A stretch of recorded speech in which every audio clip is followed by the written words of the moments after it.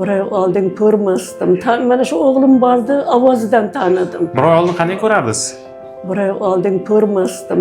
Mana shu o'g'lim bordi, ovozidan tanidim. Ko'rmaydim. Qop-qorong, xuddi tutunmi.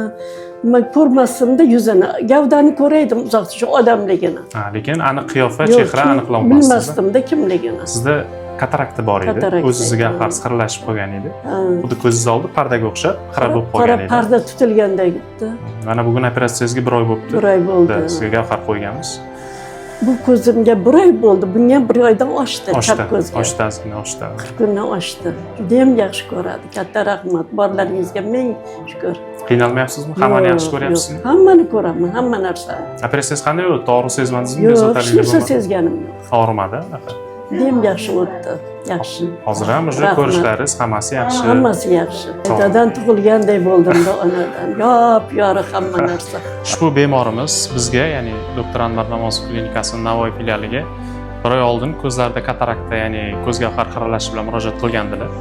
Mana bugun operatsiyalariga bitta ko'zlariga 1 oy, ikkinchi ko'zlariga 1 oydan ozgina oshiqroq vaqt o'tdi. Hozir ikkala ko'zlari ham juda ham tiniq va ravshan ko'rmoqda.